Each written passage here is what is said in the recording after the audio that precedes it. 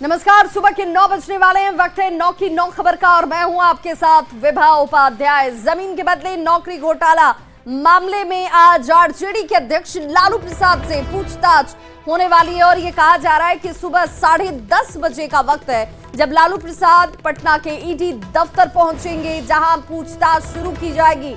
दरअसल land for job मामले में ईडी की टीम ने लालू प्रसाद को भी सम्मन भेजा है और ऐसे में आज ईडी दफ्तर में लालू प्रसाद की पेशी होगी। लालू प्रसाद से पूछताछ को लेकर ईडी ऑफिस के बाहर सुरक्षा व्यवस्था को कड़ी कर दिया गया है, बढ़ा दिया गया है। आरजेडी समर्थकों की भीड़ को देखते हुए ईडी ऑफिस के बाहर अतिरिक्त सुरक्षा बलों की तैनाती तक की गई है। इससे पहले आपको बताते चले, मंगलवार को लैंड फॉर जॉब मामले में राबड़ी देवी और तेज प्रताप यादव से ईडी की टीम ने लंबी पूछताछ की थी। घंटों पूछताछ राबड़ी देवी से की गई है, तेज प्रताप से की गई है और आज लालू प्रसाद से पूछताछ होने वाली है। तो लालू प्रसाद के परिवार समेत अन्य लोगों पर आरोप है लैंड लेकर जॉब देने का, अभ्यर्थियों से जमीन लेकर नौकरी देने का आरोप। और ऐसे में तकरीबन कुल 50 सवाल राबड़ी देवी से पूछे गए, जिनमें पूछा गया कि आखिर जिन लोगों को नौकरी दी गई उन लोगों को आप कैसे जानते हैं, किस तरीके से संपत्ति का अर्जन किया गया। तो लैंड फॉर जॉब मामले में आरजेडी के अध्यक्ष लालू प्रसाद की पत्नी राबड़ी देवी और बेटे तेज प्रताप यादव से ईडी के अधिकारियों ने कल पूछताछ की थी। राबड़ी देवी से करीब 4 घंटे तक पूछताछ चली। आइए जानते हैं राबड़ी देवी को किन किन सवालों का सामना करना पड़ा। लैंड फॉर जॉब मामले में लालू परिवार की मुश्किलें बढ़ती जा रही हैं। मंगलवार को पटना के ईडी दफ्तर में लालू परिवार के 2 सदस्यों से पूछताछ हुई। लालू प्रसाद की पत्नी राबड़ी देवी और बड़े बेटे तेज प्रताप यादव से दोनों को अलग अलग कमरों में बिठाकर ईडी के अधिकारियों ने पूछताछ की है। राबड़ी देवी से जो है वो लगभग 4 घंटे पूछताछ हुई है और अब राबड़ी देवी जो है वो ईडी कार्यालय से निकल रही हैं। ईडी कार्यालय से राबड़ी देवी बाहर आ गई हैं और यहाँ पे राबड़ी देवी हाथ हिलाते हुए अभिनंदन कर रही हैं। राबड़ी देवी बड़ी बेटी मीसा भारती के साथ सुबह करीब 10:50 पर पटना के ईडी दफ्तर पहुंची, तो तेज प्रताप यादव करीब 12 बजे ईडी दफ्तर पहुंचे थे। राबड़ी देवी से करीब 4 घंटे तक हुई पूछताछ में ईडी के अधिकारियों ने कई सवाल पूछे। सवाल ये कि जिन लोगों से नौकरी के बदले जमीन ली गई उनको आप कैसे जानती हैं? आप उन लोगों से पहली बार कब मिली? उन लोगों को नौकरी देने के लिए आपने क्यों पैरवी की? तेजस्वी यादव ने दिल्ली में न्यू फ्रेंड्स कॉलोनी वाला बंगला कैसे लिया? सगुना मोड़ वाले अपार्टमेंट की जमीन कैसे खरीदी गई? सगुना मोड़ वाले जमीन के लिए पैसे कहां से आए? सगुना मोड़ वाले अपार्टमेंट का निर्माण कब शुरू हुआ? आपके नाम से जो जमीन है वो कैसे अर्जित की गई?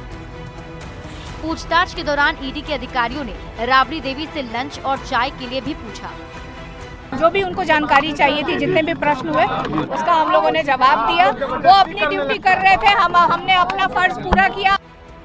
लैंड फॉर जॉब मामले में आरजेडी विधायक और लालू प्रसाद के बड़े बेटे तेज प्रताप यादव से पहली बार पूछताछ हुई। जानकारी के अनुसार तेज प्रताप यादव ने किसी भी सवाल का सीधा जवाब नहीं दिया, जिससे ईडी के अफसर थोड़े परेशान रहे और इसी मामले में बुधवार को आरजेडी अध्यक्ष लालू प्रसाद से भी पूछताछ हो सकती है, जहां वो अपना पक्ष रखेंगे।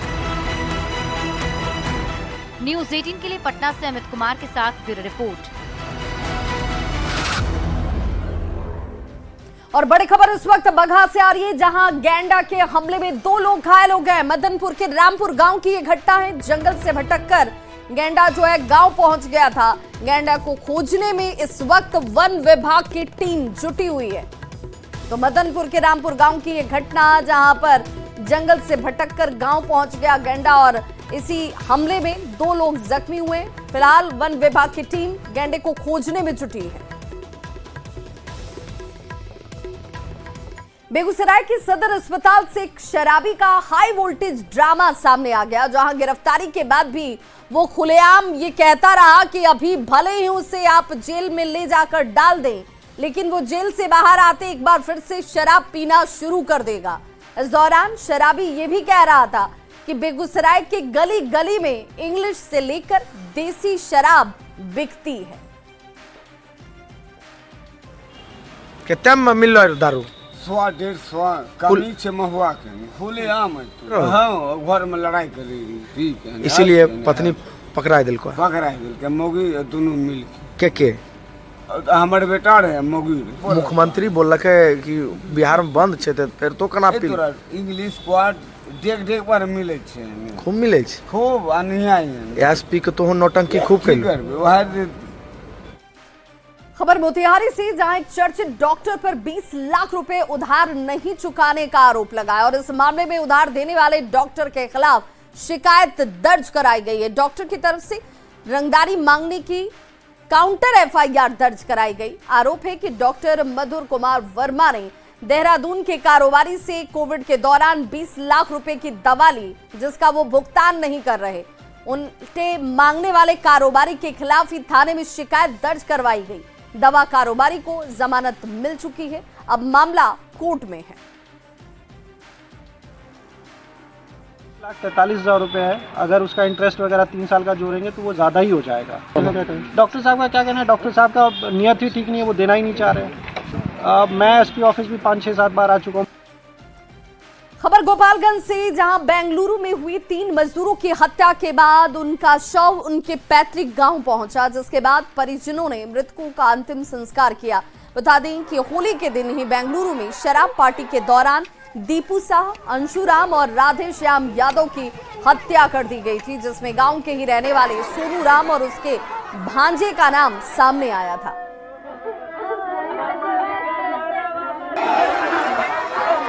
तो हत्या के बाद से आरोपी फरार है। पैतृक गांव जैसे ही शव पहुंचा, उसके बाद रोते बिलखते परिजन पुलिस की मौजूदगी में अंतिम संस्कार किया गया। होली के दिन मजदूरों की हत्या की घटना के बाद गोपालगंज में मातम पसर गया। खबर बगहा से, जहां झाड़ फूक के नाम पर धर्म परिवर्तन का सनसनीखेज मामला सामने आया है। ये वीडियो पिपरासी के भरपटिया चनकुहा गांव का है, जिसे इस वक्त आप देख रहे होंगे, जहां लोगों का झाड़ फूक किया जा रहा है। लोग अजीब अजीब सी विचित्र हरकतें कर रहे हैं। गांव के ही एक शख्स पर झाड़ फूक की आड़ में धर्म परिवर्तन का खेल करने का आरोप है। 1 महीने से गांव में ये खेल चल रहा है, जिसका भंडाफोड़ ग्रामीणों ने ही किया। गांव के लोग ने इसका विरोध किया और तब आरोपी शख्स गांव छोड़कर फरार हो जाता है। बताया जा रहा है कि सुदूर इलाकों में ईसाई मिशनरियों की तरफ से झाड़ फूक और दवा के नाम पर धर्म परिवर्तन कराया जा रहा है। न्यूज़ 18 ऐसे में सवाल उठाता है कि धर्मांतरण का ये खुला खेल चल कैसे रहा है? आखिर इस दौरान प्रशासन क्या कर रहा है? इसमें शामिल आरोपियों पर कार्रवाई कब होगी? धर्मांतरण का खेल कब तक यूं ही चलता रहेगा? इलाज के नाम पर खेल जो खेला जा रहा है, इस पर विराम कब लगेगा? रोक कैसे लगेगी? और प्रशासन को ऐसी साजिशों का पता वक्त रहते क्यों नहीं लगता? यह बड़ा सवाल। और बड़ी खबर इस वक्त झारखंड से आ रही है, जहां झारखंड के मुख्यमंत्री हेमंत सोरेन का गढ़वा दौरा। 2 दिवसीय राजकीय श्री बंशीधर महोत्सव का उद्घाटन मुख्यमंत्री हेमंत सोरेन की तरफ से किया जाने वाला है। वक्त दोपहर के 1 बजे का और 1 बजे से लेकर 4 बजे तक कार्यक्रम में मुख्यमंत्री हेमंत सोरेन की मौजूदगी रहने वाली है। श्री बंशीधर मंदिर में पूजा अर्चना वो करने वाले हैं कल्पना सोरेन। मंत्री सुदिव्य कुमार भी उनके साथ मौजूद रहेंगे। तो गढ़वा से बड़ी खबर, जहां कल्पना सोरेन की मौजूदगी इस कार्यक्रम के दौरान होगी। मुख्यमंत्री हेमंत सोरेन वहां मौजूद होंगे, साथ ही साथ मंत्री सुदिव्य कुमार वहां मौजूद होंगे।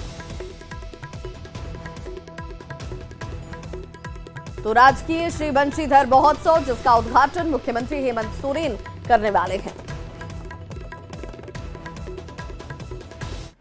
होली खत्म होने के साथ ही भागलपुर से बड़ी संख्या में लोग रोजगार के लिए अब दूसरे राज्य जाने लगे हैं। भागलपुर जंक्शन से खुलने वाले सभी लंबी दूरी की ट्रेनों में यात्रियों की खचाखच भीड़ आपको हर रोज नजर आ जाएगी। भीड़ ऐसी कि लोग ट्रेन के गेट पर बैठकर यात्रा करने को मजबूर हैं।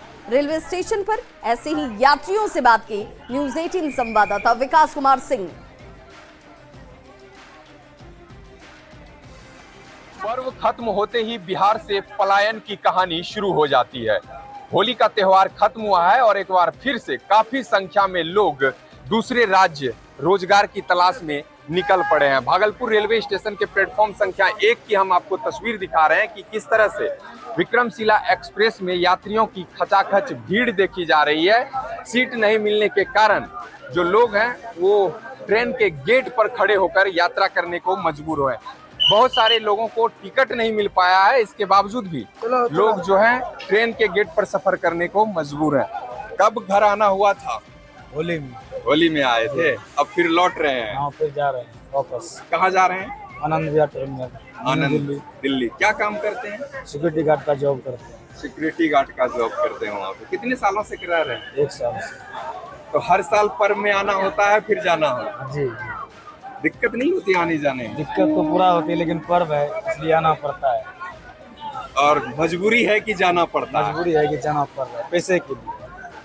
क्या लगता है बिहार में रोजगार अगर रहे तो यहाँ पे काम किया जा सकता है? एकदम किया जा सकता है। तब हम क्यों जाएंगे दिल्ली, जहाँ बिहार में रोजगार मिल जाएगा। दूसरे राज्य नहीं जाना पड़ेगा। चलिए, क्या नाम हुआ आपका? नीरज कुमार यादव।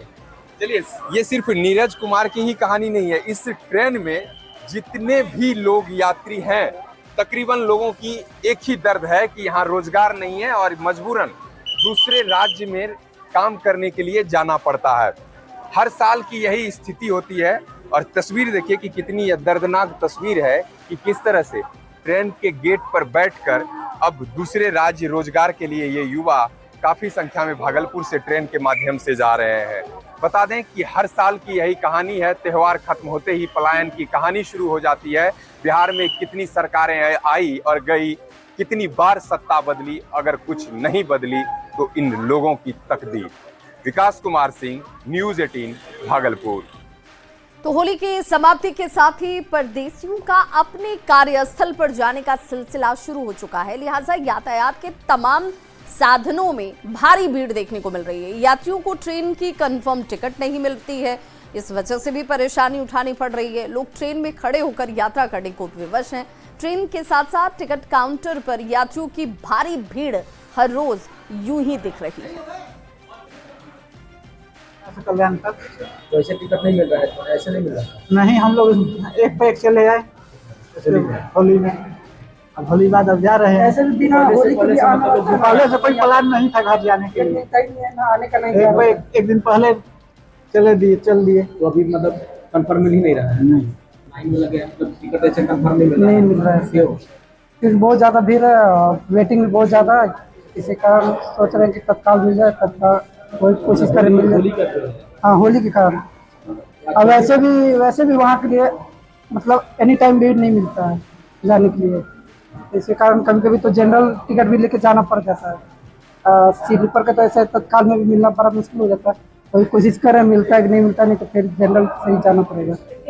टिकट लगभग दिल्ली, बॉम्बे, पूना, बेंगलोर सब जगह का टिकट लेने के लिए आ रहे हैं लोग।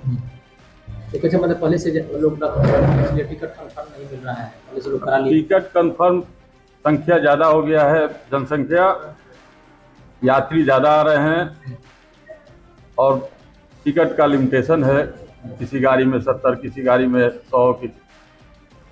तो सिर्फ आरा में ये हालात नहीं है, होली के बाद सिवान से भी बड़ी संख्या में लोग रोजी रोजगार की तलाश में, या यूं कहें कि रोजी रोजगार करने के लिए अपने एक बार फिर से कार्यस्थल तक पहुंचने शुरू हो चुके हैं। भीड़ को देखते हुए रेलवे पूरी तरह से अलर्ट है। आरपीएफ, जीआरपी के जवान ट्रेन पर चढ़ने में यात्रियों की मदद कर रहे हैं। सिवान से संवाददाता मृत्युंजय कुमार सिंह की रिपोर्ट देखिए। पर्व के समय में परदेश से लोग घर आए थे, ऐसे में अब जाने वालों की सिवान स्टेशन में भीड़ बढ़ गई है। भीड़ को देखते हुए रेल प्रशासन पूरी तरह से एक्शन में है। जीआरपीएफ, आरपीएफ सहित जो टीटीई है, सारे लोग अलर्ट मूड में है ताकि किसी भी यात्री को कोई परेशानी नहीं हो। स्टेशन पर लोगों की जाँच भी की जा रही है। जो रेल अधिकारी की एक टीम है जो लगातार नज़र बनाए हुई है। होली पर्व के बाद जो वापसी भीड़ किया है उसकी सहूलियत के लिए, उसकी सुविधा के लिए उच्च अधिकारी के आदेशानुसार पूरा रेल प्रशासन यहाँ सजग है और किसी यात्री को कोई असुविधा न हो इसके लिए हम लोग अलर्ट हैं। और यात्रा टिकट भी ये लोग जांच कर रहे हैं कमर्शियल विभाग की तरफ से। हम लोग सुरक्षा व्यवस्था देख रहे हैं, अच्छे ढंग से ट्रेन पर चढ़ाना और भीड़ को कंट्रोल करना ये हम लोग का उद्देश्य है। किस तरह से जांच हम लोग करेंगे? यात्रियों को जागरूक किया जा रहा है, पूछताछ कार्यालय के माध्यम से लगातार अनाउंसमेंट किया जा रहा है, टिकट चेकिंग किया जा रहा है, पूरी तरह से पूरा समय के अलर्ट मोड में काम किया जा रहा है। प्रदेश से लोग काफ़ी घर आए थे, ऐसे में अब प्रदेश जाने वाले ये लोग हैं, काफ़ी भीड़ स्टेशन में देखी जा रही है। आप देख सकते हैं कई ट्रेनें आ रही है, लिहाजा ये लोग पूरी तरह से एक्शन में है ताकि किसी भी यात्री को कोई परेशानी नहीं हो। टिकट जांच की जा रही है, सामान की जांच की जा रही है। मृत्युंजय सिंह, न्यूज़ 18 सीवान। तो कटिहार की मनिहारी गंगा घाट पर पत्थर और गिट्टी लदी हुई गाड़ियों की जांच की जा रही है। परिवहन विभाग को इसकी शिकायत मिली थी कि जहाज में क्षमता से ज्यादा गिट्टी और पत्थर लदी हुई गाड़ियां लोड हो रही हैं और इसी शिकायत के बाद गाड़ियों में ओवरलोडिंग की जांच की गई। मनिहारी गंगा घाट से झारखंड के साहिबगंज के बीच जल मार्ग से पत्थर और गिट्टी लदी गाड़ियां आवाजाही करती हैं। हम लोग को एक शिकायत मिल रही थी कि थोड़ा वजन बढ़ा करके ये लोग चल रहे हैं और गाड़ी में जो कागजात है उसका हम लोग इधर से चेक नहीं कर पाए थे, क्योंकि इस बार झारखंड से मतलब जो है इसको परमिशन मिला है, तो हम लोग गाड़ी का जो कागजात है वो सही है, गाड़ी का फिटनेस ठीक है या नहीं है, ये सब बिंदु पर हम लोग आज मतलब जो है हम हैं, एसडीओ सर हैं, एसडीपीओ साहब हैं, तो हम लोग आ गए और बाकी हमारे एमबीआई लोग हैं या ईएसआई लोग हैं, सभी लोगों को आज पूरी टीम के साथ हम लोग यहाँ आए थे और अभी पूरा चेक कर रहे हैं। और अब बात दरभंगा की करते हैं, जहां होली में उपद्रवी युवकों का एक परिवार पर कहर देखने को मिला। दरअसल होली वाले दिन कुछ युवक बाइक पर सवार होकर गुंडई कर रहे थे, जिसका विरोध एक परिवार ने किया। इसके बाद हुड़दंगी युवकों की टोली ने परिवार पर ही हमला कर दिया। तस्वीरें देखिए जो सीसीटीवी कैमरे में कैद हुई। हमले में परिवार के 9 लोग बुरी तरह से घायल हो चुके थे। अब परिवार न्याय की गुहार लगा रहा है, साथ ही परिवार ने न्याय नहीं मिलने पर आत्मदाह की धमकी तक दी है। मामला बहेड़ी थाना क्षेत्र के सुसारी गांव की है। 14 मार्च को मेरे साथ बहुत ही अभद्र व्यवहार किया गया।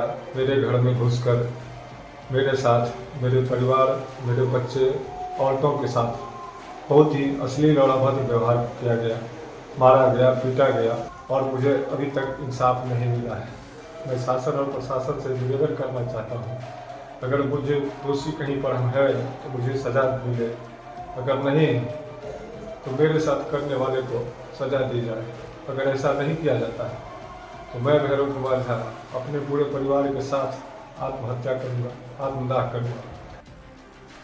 अगली खबर आरा से, जहां महुली घाट पर बने पीपा पुल पर pontoon ब्रिज बना दिया गया और इससे अब लोगों को आने जाने में काफी सुविधा होगी। बता दें कि आरा और उत्तर प्रदेश को जोड़ने वाले इस पुल को पानी जहाज के आवागमन के दौरान खोलना पड़ता है, जिससे लोगों को घंटों इंतजार करना पड़ता था। लेकिन अब इस ब्रिज के लग जाने की वजह से सिर्फ आधे घंटे में जहाज को पास करा दिया जाएगा, जिससे लोगों को अब इंतजार ज्यादा नहीं करना होगा।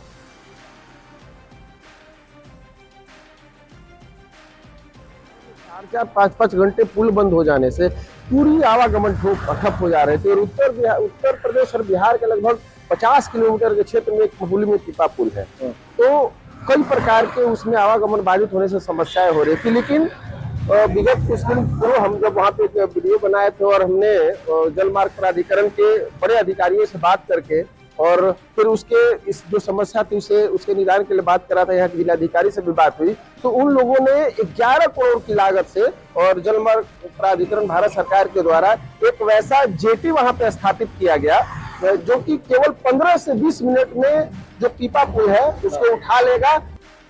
छपरा की मढ़ौड़ा में बनने वाले रेल इंजन से अब विदेशों में भी ट्रेन दौड़ेगी। जी हां, बताया जा रहा है कि आत्मनिर्भर भारत के तहत अफ्रीकी देशों में इंजन की आपूर्ति की जाएगी। मढ़ौड़ा रेल इंजन कारखाना 2025 से अफ्रीका को इवोल्यूशन सीरीज के लोकोमोटिव का निर्यात शुरू करेगा और भारतीय रेलवे और वेबटेक का एक संयुक्त उद्यम और वेबटेक लोकोमोटिव प्राइवेट लिमिटेड इंजन के निर्यात के लिए अपने संयंत्र की क्षमता का विस्तार कर रहा है। सदन में रेल मंत्री की घोषणा के बाद छपरा के लोगों में खुशी की लहर दौड़ गई। संवाददाता संतोष गुप्ता की रिपोर्ट देखिए।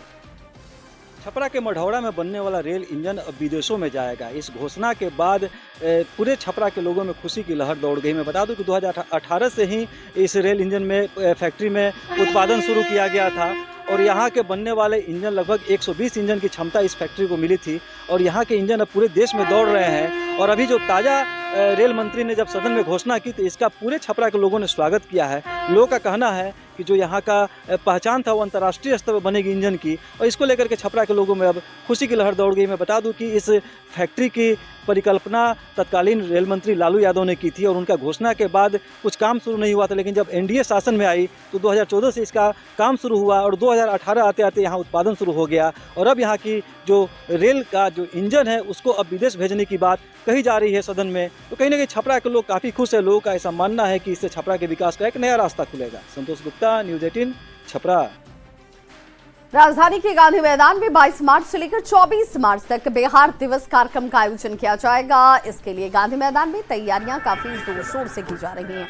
मुख्य मंच को बेहतरीन ढंग से सजाया जा रहा है। 3 दिनों तक चलने वाले इस कार्यक्रम में बिहार सरकार के कई विभागों की योजनाओं को लेकर स्टॉल्स लगाए जा रहे हैं। बिहार दिवस के कार्यक्रम की तैयारियों का जायजा खुद डीएम चंद्रशेखर सिंह ने लिया। डीएम ने बताया कि 40 स्टॉल्स को तैयार किया जा रहा है। सुरक्षा के लिए पुलिस बल की तैनाती की जा रही है। 23-24 मार्च को उसी की तैयारी के लिए हम लोग आज निरीक्षण यहाँ पर कर रहे हैं। पूरे गांधी मैदान में तैयारियाँ की जा रही हैं। गेट नंबर 1 के पास मुख्य मंच है जिस पर 3 दिन सांस्कृतिक कार्यक्रम होंगे और दिन में भी कुछ कार्यक्रम होंगे। इसके अलावा पूरे मैदान में 40 विभागों के लिए स्टॉल दिया जा रहा है। सभी विभाग अपनी योजनाओं से संबंधित प्रदर्शनी लगाएंगे आम लोगों की जागरूकता के लिए, जन जागरूकता के लिए, और आम लोग आएंगे और देखेंगे। कुछ 40 विभागों का अलग-अलग पूरे मैदान में चल रहा है। तो इस बुलेटिन में बस इतना ही, लेकिन न्यूज़ 18 बिहार झारखंड पर खबरों का सिलसिला लगातार जारी है।